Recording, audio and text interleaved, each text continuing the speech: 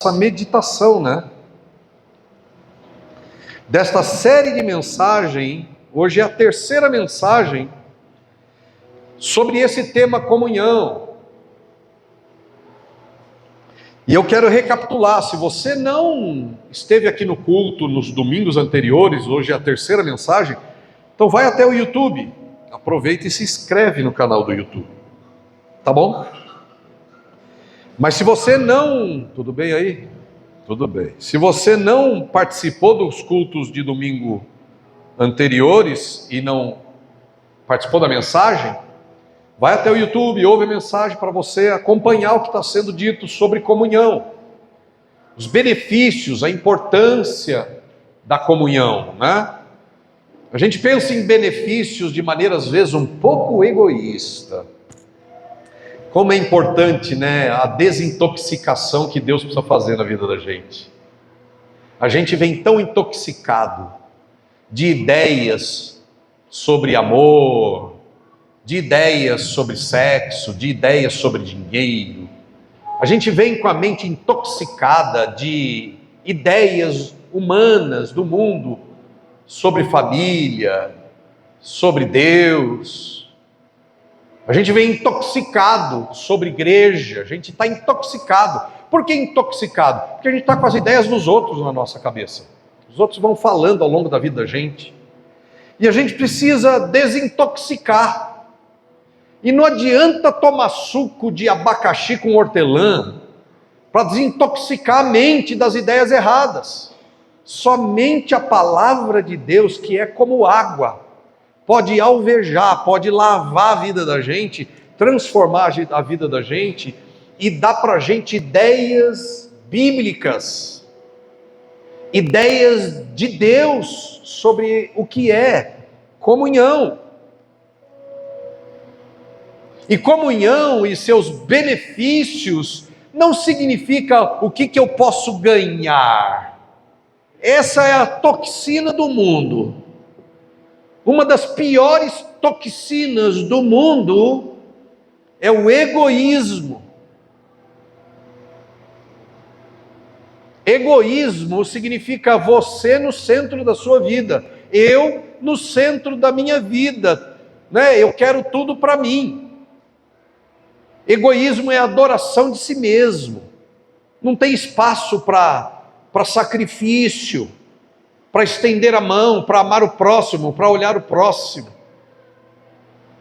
Eu tenho dito isso aqui, que nós precisamos evoluir da ideia, e está tudo bem com esse princípio de que Deus quer fazer coisas maravilhosas na vida da gente, e amém por isso, e Ele sempre quer.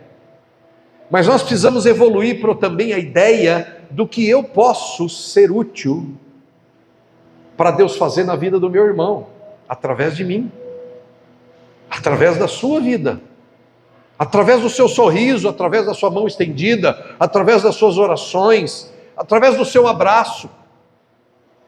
Outro dia alguém me procurou e disse que estava muito mal, muito deprimida, que não conseguia levantar da cama.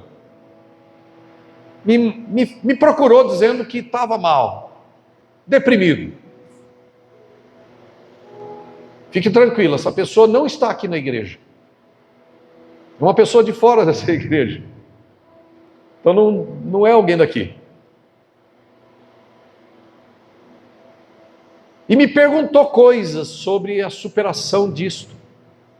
Sabe qual foi minha receita? Se você quiser, você pode tomar ela para você. A minha receita para quem não consegue levantar da cama, a minha receita para quem não está animado para levantar, para fazer coisas. Você sabe, gente, eu entendo que a depressão é uma coisa complicada, difícil.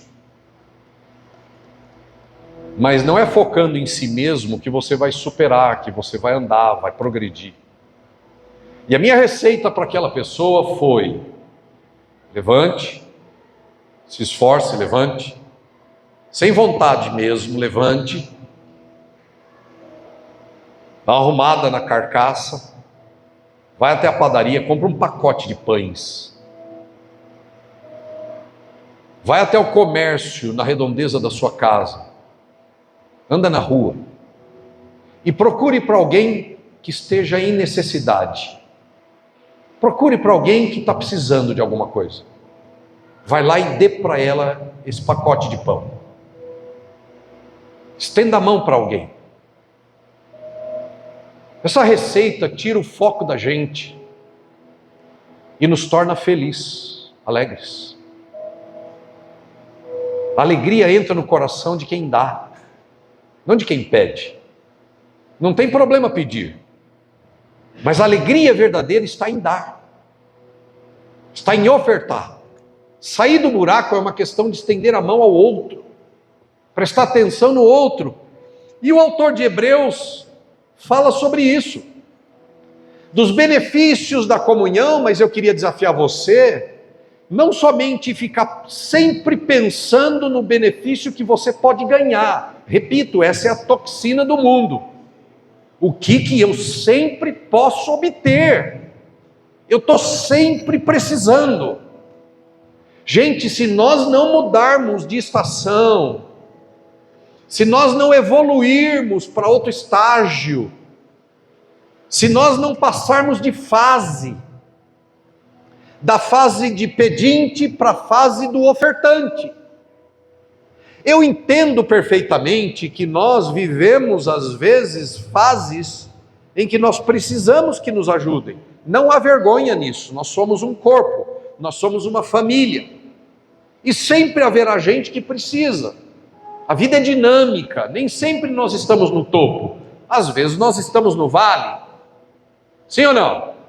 Às vezes nós estamos no vale e tudo bem quando a gente passar pelo vale e precisar de ajuda.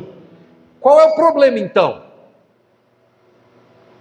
O problema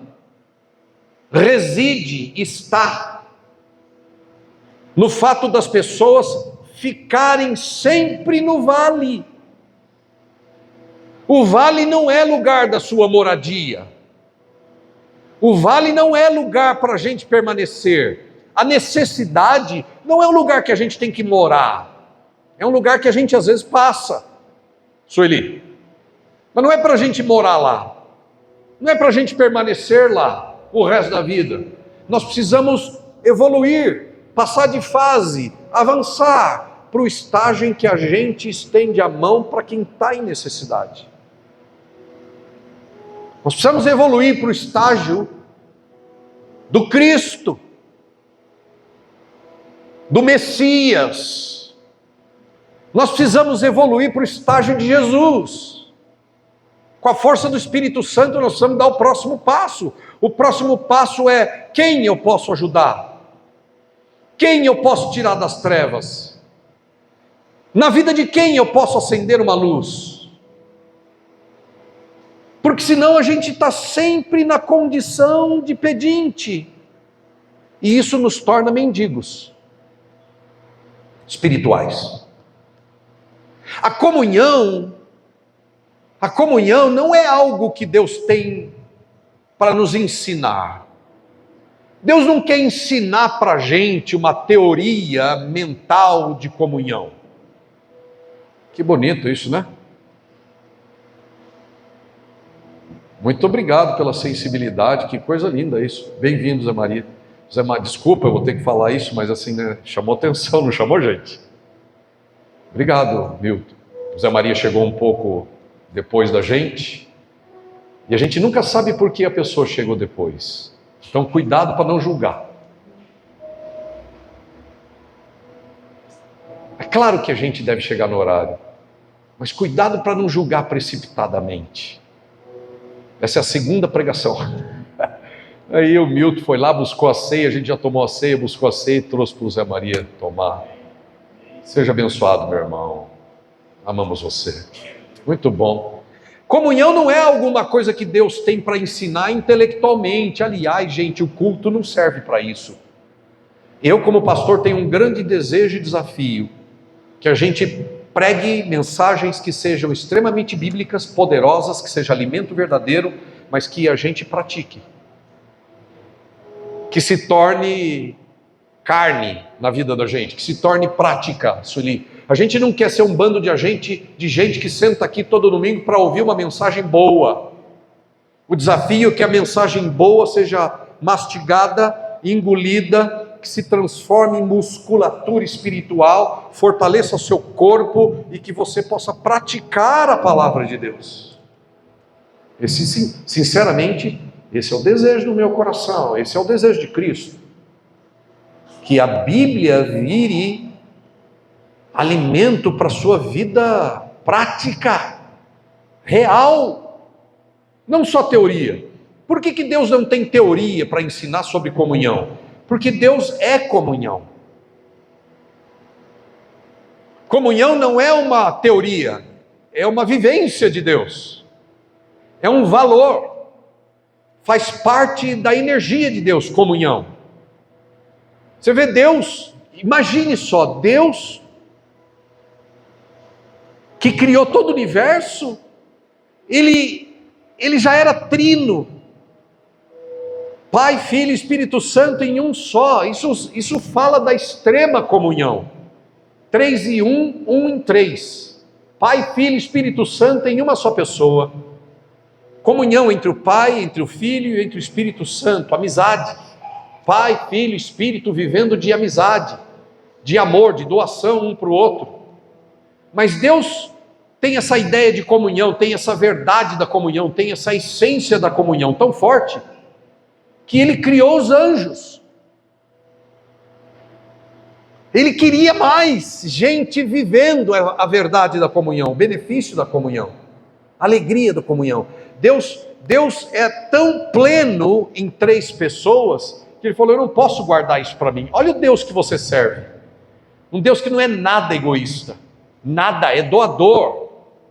Ele falou, eu preciso de mais gente para viver isso, eu preciso de mais seres, eu preciso de mais pessoas vivendo a alegria de fazer parte de um grupo. Não posso ficar sozinho, eu, meu Filho e o Espírito Santo. Eu vou criar os anjos, e criou milhares e milhares de anjos. Deus criou os anjos por amor. E por favor, não deixe o seu cérebro desviar do assunto e ficar se perguntando, poxa, mas por que Ele criou Satanás? Isso é assunto para outro momento. Ele não criou Satanás, Ele criou um anjo lindo. E nós não vamos falar disso agora. Mas estou dizendo que Deus queria compartilhar o benefício, a alegria de fazer parte de um grupo. O quanto isso é saudável, o quanto isso torna a pessoa... Ninguém pode ser plenamente saudável vivendo sozinho. Ninguém pode ser plenamente fortalecido vivendo sozinho, vivendo afastado. E eu tenho falado nessa série aqui, a primeira mensagem eu falei sobre a comunhão exige intenção da gente. Então se você for lá no YouTube você vai assistir essa mensagem. Comunhão tem que ser intencional. A salvação é individual, mas a comunhão, o desenvolvimento da vida cristã não pode ser solitária. Você não pode querer andar com Jesus e viver solitária. Eu quero andar com Jesus e viver solitário. Eu e Jesus lá no meu quarto. Isso não existe, gente. Não existe possibilidade de você avançar espiritualmente e absorver todas as coisas de Deus que Deus tem para a sua vida vivendo sozinha. Tem que se esforçar para fazer parte do corpo, do grupo, da família de Deus. Então eu falei que comunhão exige esforço, exige intenção. Falei também aqui que comunhão, ela estimula a ação. Hebreus diz lá, para nos incentivarmos ao amor e às boas obras. A comunhão, ela ajuda a gente a estimular um ao outro. Escuta, vamos lá, vamos trabalhar para Jesus. Vamos servir a igreja, vamos estender a mão. A vida com Jesus, ela é fé interior, ela é transformação, mas ela é serviço. A vida com Jesus é serviço. Diga comigo, eu vim para servir e não ser servido. Quando a gente chega para Jesus e a gente chega na igreja, a gente vai ser servido, porque a gente precisa. A gente precisa de um monte de coisas que a gente não tem, espiritual. E aí as pessoas vão nos ajudar e vão nos servir. Mas é esperado, Deus espera de você, que você participe da comunhão de maneira intencional, mas que você também se esforce para praticar o serviço. Sempre tem alguma coisa para fazer na igreja ou fora dela. Ah, eu faço fora da igreja. Não, primeiro dentro da igreja, depois fora dela. Primeiro o corpo de Cristo, depois, ou junto, também fora dela, também. Eu digo isso porque tem uma onda aí por aí que diz, né? Não, por que ministério tem que ser só dentro da igreja? Quem diz que tem que ser só dentro da igreja? Mas também não tem que ser só fora dela. Também não tem que ser só fora dela. Serviço é a essência de Jesus. E nós precisamos evoluir nessa prática de servir. De usar o que Deus te deu. O dom, o talento, a atenção, o carinho, o amor, a bondade, a generosidade, os frutos do Espírito Santo, para você servir os irmãos. Porque isso é a essência de Jesus. Pastor, como é que eu sei que Jesus está crescendo na minha vida, que eu estou evoluindo? Se você serve mais. Se você serve menos, Jesus não está evoluindo na sua vida. O que está evoluindo na sua vida é a sua própria carne. A minha própria carne, o meu próprio eu, ele quer sossego. Ele não quer envolvimento. Você já ouviu aquelas pessoas? Ah, não, eu estou vivendo uma fase que eu quero só sentar na igreja e ouvir. Já ouviu isso? Não?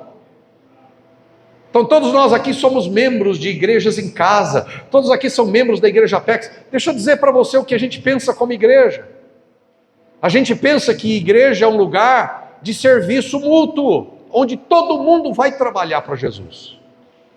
Mais ou menos, mas todo mundo vai. Todo mundo vai fazer alguma coisa para Jesus e para a igreja e para o mundo. Então essa ideia, deixa eu sentar aqui porque eu estou numa fase que eu quero só ouvir. Gente, essa fase não existe. Ah, porque eu fiquei muito decepcionado com a igreja de onde eu vim. Ok, mas o que Cristo tem a ver com isso? O que os irmãos têm a ver com isso? A igreja de Jesus é uma igreja que se serve, que presta atenção um no outro, que ajuda um ao outro.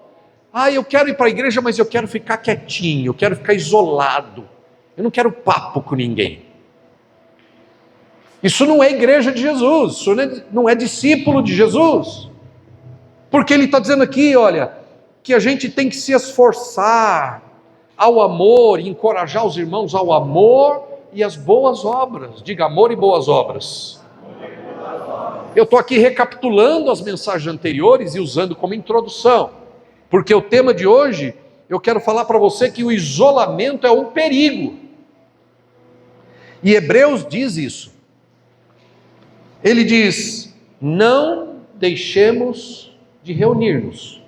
Hebreus capítulo 10, versículo de número 24, diz assim: e mantenhamos a atenção dada uns aos outros. Mantenhamos, escute, mantenhamos a atenção dada uns aos outros, para nos encorajarmos e nos incentivarmos ao amor e às boas obras. Não negligenciemos nossas reuniões congregacionais. Aqui diz, importemos aos outros para nos incentivar ao amor e às boas obras. Próximo, 25.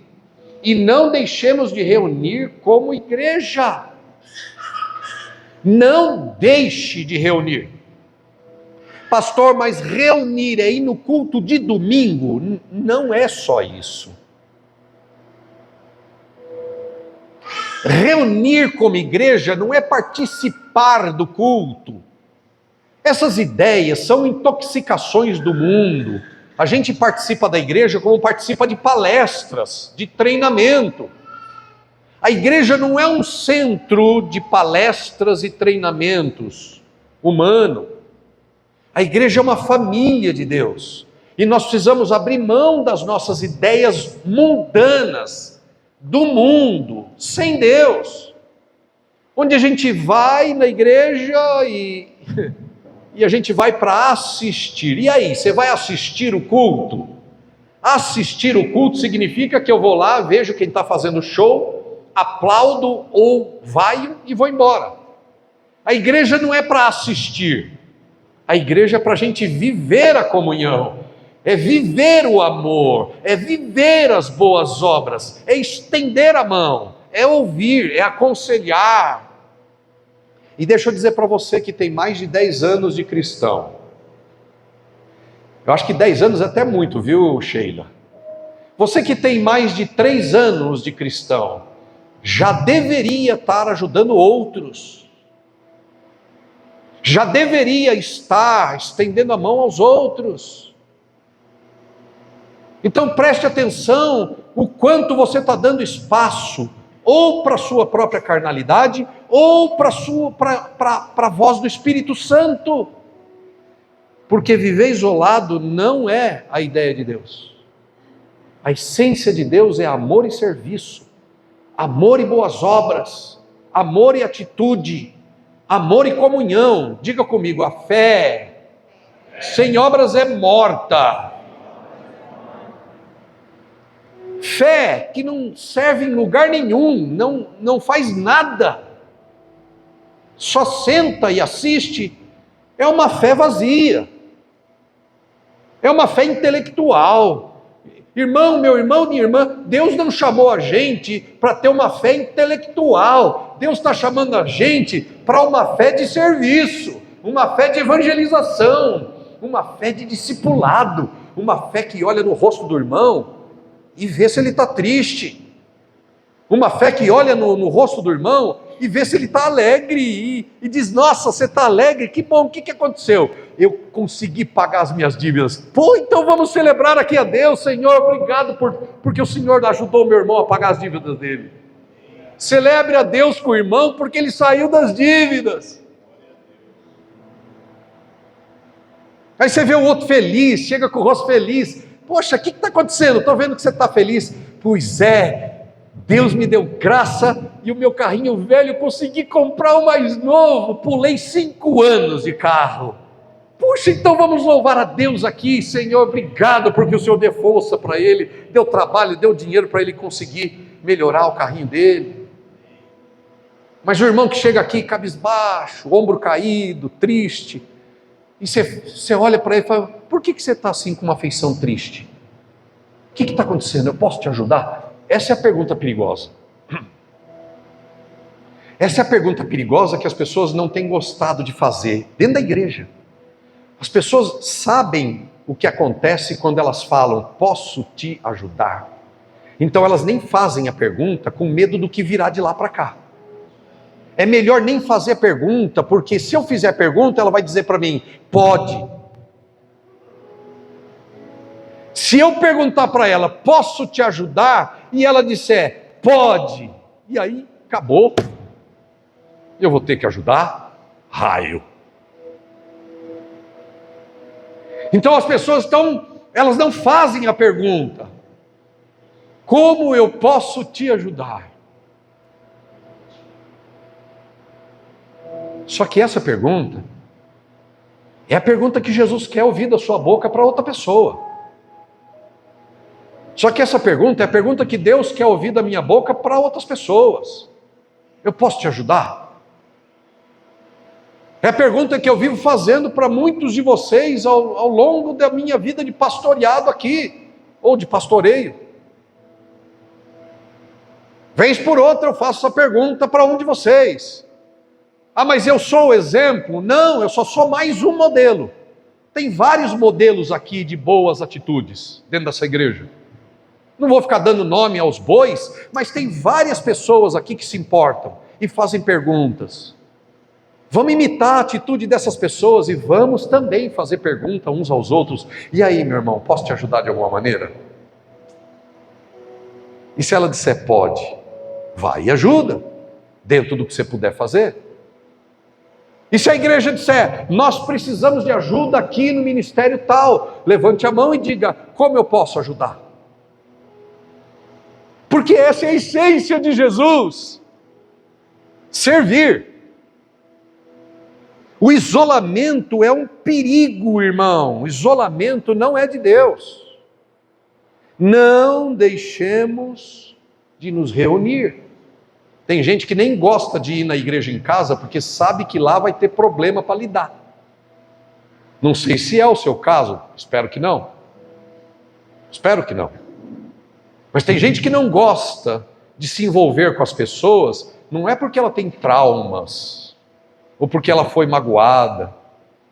Tem gente que não gosta de se envolver com as pessoas porque ela não gosta de doar tempo, porque ela não gosta de doar ombro, porque ela não gosta de doar ouvido, porque ela não gosta de doar dinheiro, porque ela não gosta de doar o banco do seu carro.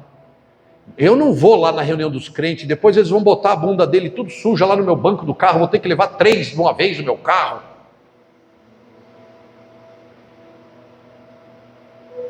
Carro não vai entrar no céu, irmão.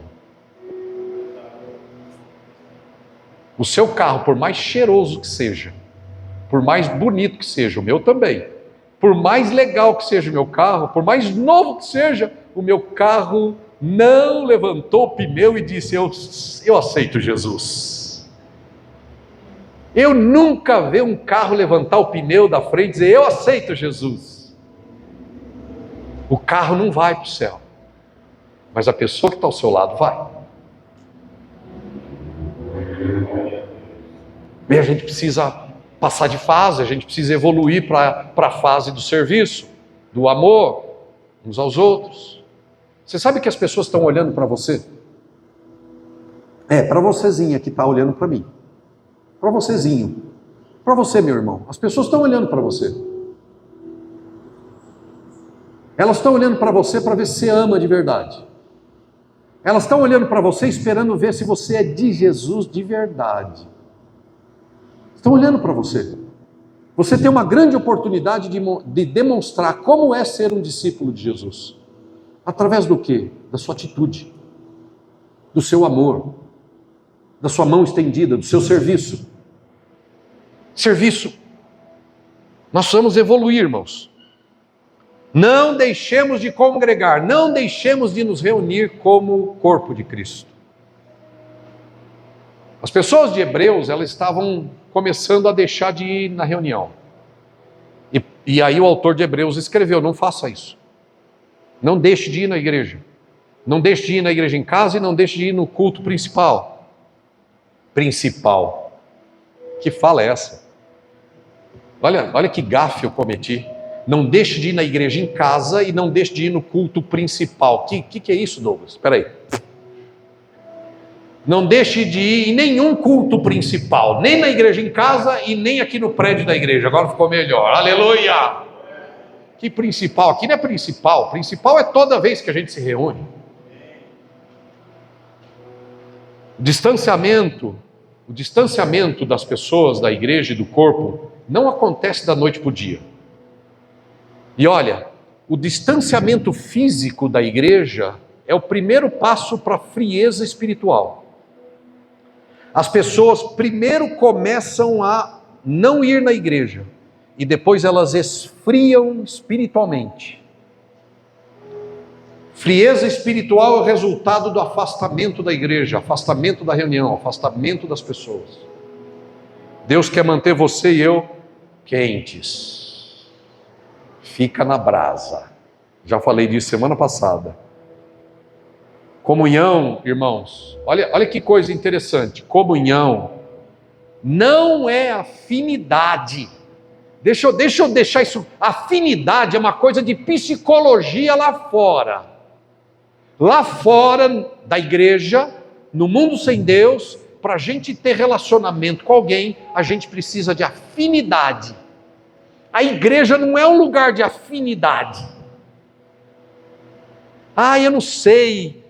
não bato muito com a Bia, não sei, a Iraci, aquele jeito dela, não sei, o Zé Maria, ele é muito grandão, calça 68, eu não sei, 45, foi exagero meu. Mas quem olha de fora parece uns 70, ô Zé Maria, brincadeira. Olha só, desculpa, olha só, a igreja não atua por afinidade. Gosto daquela, não gosto daquela. Prefiro ele, não topo muito aquele. Isso é carnalidade. Isso é humanidade, não é espiritualidade de Jesus. A igreja e a comunhão não é por afinidade, é por aliança no sangue de Jesus. A gente atua por aliança. A gente ama por aliança, não por afinidade. Eu não amo mais um que é rico, outro que é mais cheirosinho, outro que é mais bonitinho, outro que é mais fedidinho e feinho, eu deixo de lado, e pobrinho. A igreja não foi dada essa possibilidade da gente escolher quem vai amar. Isso é mundo. Na igreja de Cristo a gente não escolhe. Imagina Jesus na cruz, aí ele está lá, eu morri, mas por você não, que é feinho, por você também não, que é baixinho, por você não também, que está tostadinho demais, só quero os branquinhos. Não! A Bíblia diz, diga comigo, um morreu por todos. Diga de novo. De novo. Morreu para os feinhos, para os bonitinhos, cheirosinho, fedidinho, altinho, baixinho, gordinho, magrinho, rico, pobre, saudável, doente. Jesus morreu por todos. E todos nós temos a responsabilidade dada pelo Senhor de não elegermos quem a gente gosta e quem a gente não gosta. Deus não espera isso de você. O que Ele espera de nós? Ele espera que a gente ame, que a gente sirva, que a gente encoraje, que a gente cure, que a gente estenda a mão, que a gente evangelize, que a gente discipule, que a gente compartilhe. É isso que Deus espera de você. Sim ou não? 4 verbos para você levar para casa. O tema de hoje é esse. Isolamento é um perigo, não fique só. Se você ficar sozinha, você vai esfriar espiritualmente. Sem rodeio, irmão. Se você ficar sozinho, você vai esfriar espiritualmente. Vai começar a cair no pecado, vai começar a andar na mentira, vai voltar tudo como era antes sem Jesus. Pode ter certeza. Isolamento é um perigo. Por isso o conselho de Hebreus é: não deixemos de nos reunir. Então 4 verbos para você levar para casa. Primeiro verbo, priorizar. Segundo verbo, participar. Terceiro verbo, envolver. Quarto verbo, tratar.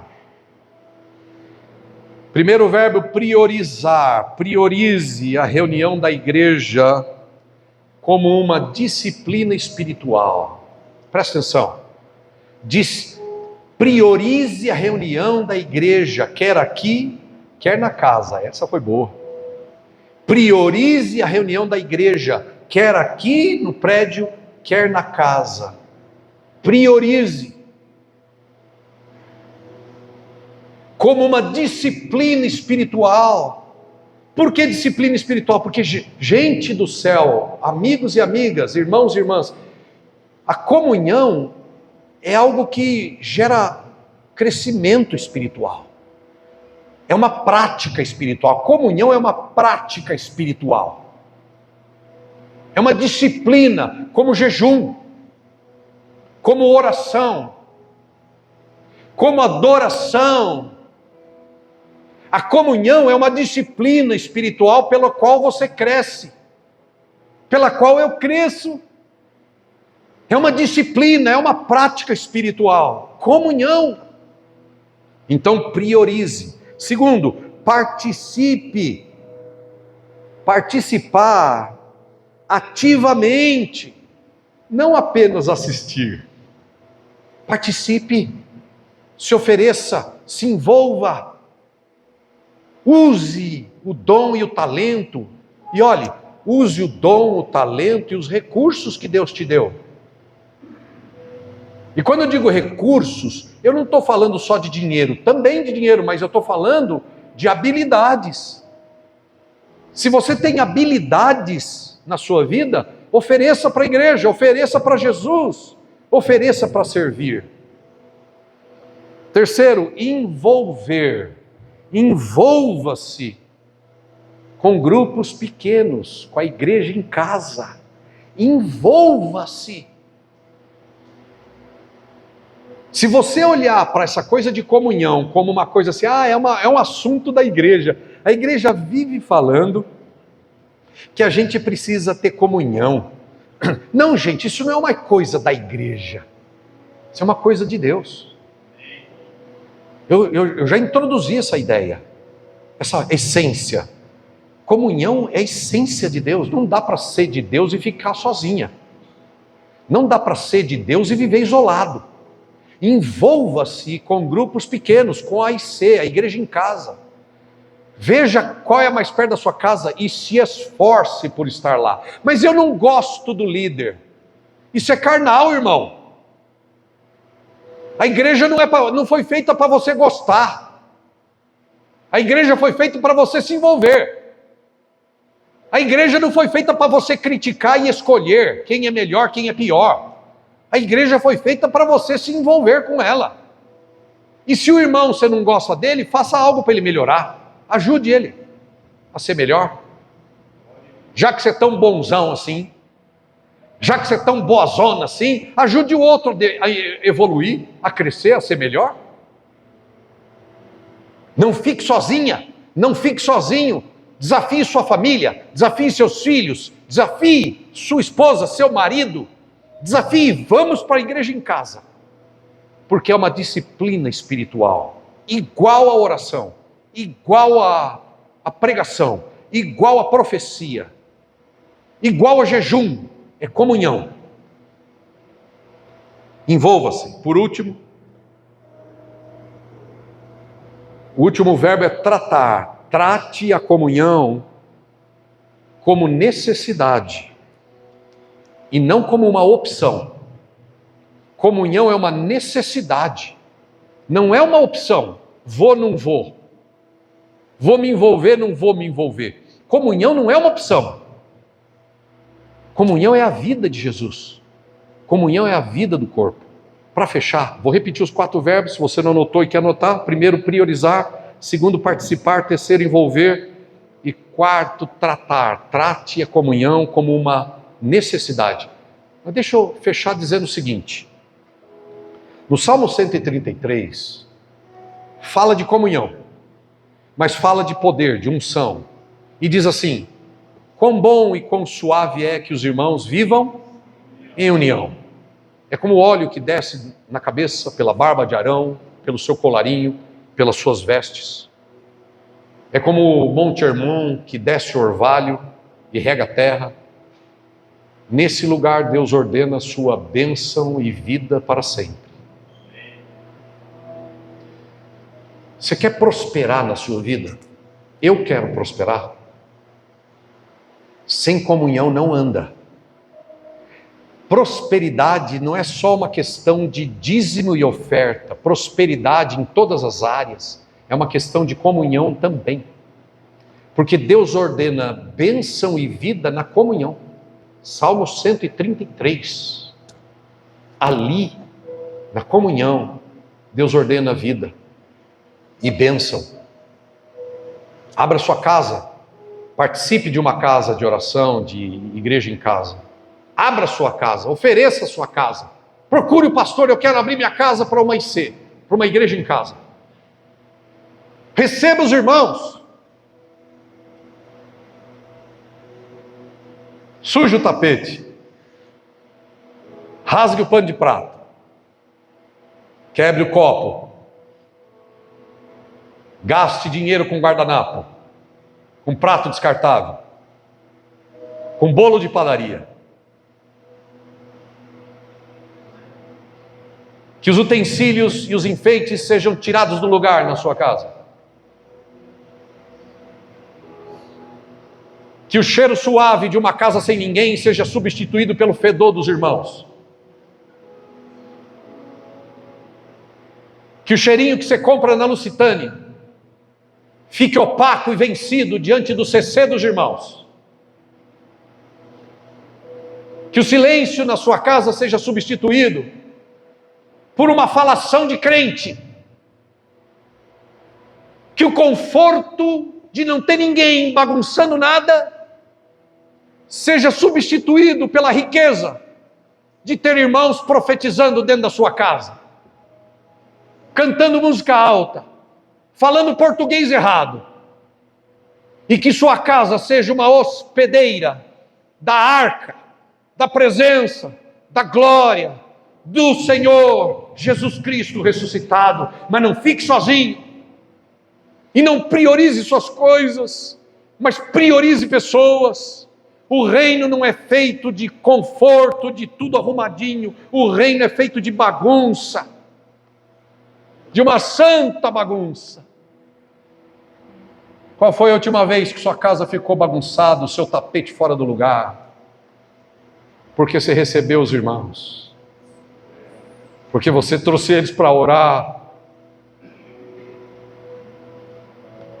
Ah, pastor, eu tenho tudo arrumado em casa. Em casa é cheiroso, tudo é arrumadinho. Que bom, irmã. Mas onde está a presença dos bagunceiros crentes? Que seu sofá se rasgue, que a sua almofada se suje, que o seu ventilador quebre de tão calor que faz com aqueles crentes reunidos, que a água acabe e você comece a servir água quente, porque acabou o gelo no dia quente em que você está abrindo sua casa para pregar o evangelho e reunir os irmãos. Isso é o que Deus quer para você. Isso é o que Deus quer para mim. E por que eu posso falar isso? Porque eu faço isso. Meu carro não é meu. Não dá tempo para lavar meu carro. Eu lavava meu carro antes, toda semana, ó, Maria do Carmo. Toda semana eu lavava meu carro. Ela está fazendo assim, ó. Cheiroso, bonito, nada fora do lugar. Faz, sei lá, acho que uns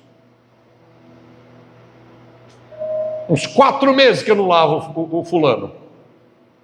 Porque tem que servir alguém. Leva a gente para lá, leva a gente para cá, vai ajudar não sei quem, vai ajudar não sei aonde, vai para lá, não dá tempo de lavar. O seu está até gastando de tanto lavada que está passando. Recebe uns irmãos do seu carro, leva a gente para o metrô, oferece carona para quem vai a pé. Está na hora da gente viver o evangelho, gente. Viver o evangelho é ver o irmão plantado aqui na porta e oferecer: posso te dar uma carona? A gente não quer fazer essa pergunta, né? Porque vai que ele aceita. E se eu oferecer carona para alguém e ela aceitar, pastor? Pois é, aí você vai aprender algo novo. Vai, tenta. Você vai aprender algo novo.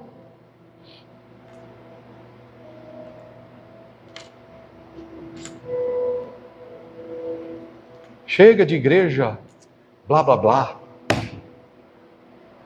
Quer ir comigo nessa jornada de viver a igreja de verdade? Fica aqui. Vamos junto. Porque vai ser que nem o Salmo 133. Ali o Senhor ordena a sua bênção e sua vida para sempre. Sua vida nunca será tão próspera e tão abençoada quanto no momento que você passar a servir e receber e ajudar as pessoas a estender a mão. Amém? O contrário também é verdade. A Bíblia diz que porque os irmãos não entendem o espiritual do corpo, tem muita gente que está fraca, doente, e alguns até morreram, porque não entendem o poder do Espírito no corpo. Não entendem. Não entendem o que é ser corpo. Elas acham que mandam na vida dela. Vou fazer isso, não vou fazer aquilo. Não, irmão, você não sabe. A vida com Jesus é você fora do centro. Você deixa de escolher, Ele vai mandar em você. Quer Jesus? Boa notícia. Você vai perder o controle da sua vida. Quer Jesus? Você vai perder o controle da sua geladeira. Vai perder o controle da sua almofada, do seu sofá, do seu dinheiro. Mas deixa eu dizer, vai ser glorioso, porque Ele vai derramar óleo sobre a sua cabeça, a sua vida, a sua casa, a sua família. Não tem vida mais poderosa e significativa do que viver para Jesus. Que eu e você possamos, com a ajuda de Deus, escolher, priorizar, participar, se envolver e tratar o corpo de Cristo como vital para a nossa vida. Louvado seja o nome de Jesus. Amém.